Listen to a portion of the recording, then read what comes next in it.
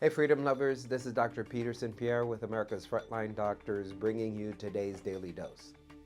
6 GOP lawmakers have issued a letter to the director of the NIH inquiring into the results of a study into the effects of puberty blockers on children that began in 2015, whose full results have not yet been made public.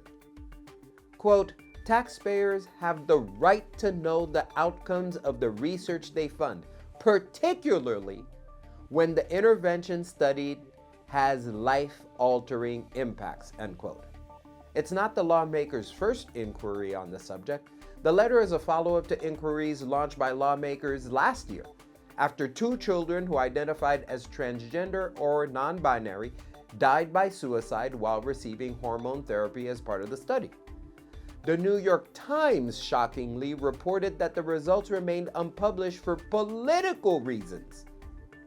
Quote, I don't want our work to be weaponized, Dr. Joanna Olson-Kennedy, medical director of the Center for Trans Youth Health and Development at the Children's Hospital of Los Angeles said.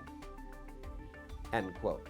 Their work was part of a study to duplicate earlier results from the Netherlands, which showed that puberty blockers and hormone therapy improve mental health in children with gender dysphoria.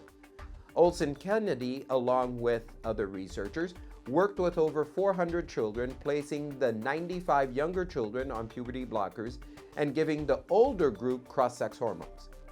When the study failed to reproduce the results seen in the Netherlands, Olson-Kennedy said that the children's mental health had not improved because they were already in really good shape before and after the study.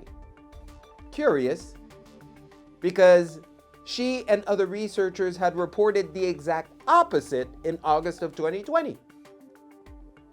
Quote, elevated depression symptoms and clinically significant anxiety, end quote, were reported ahead of the study by around a quarter of the children placed on puberty blockers. Similarly, around a quarter had experienced suicidal thoughts.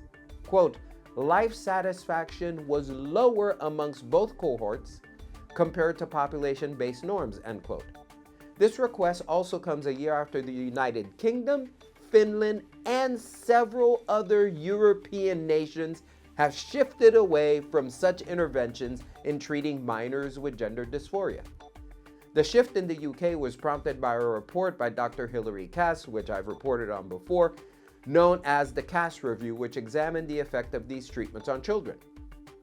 The evidence that they help was weak, the report concluded.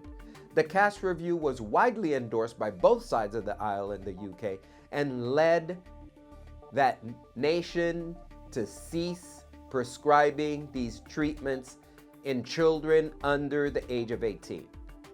So my question is, what are we waiting for to follow suit? Ladies and gentlemen, only the truth will set you free. Stay tuned for the next Daily Dose.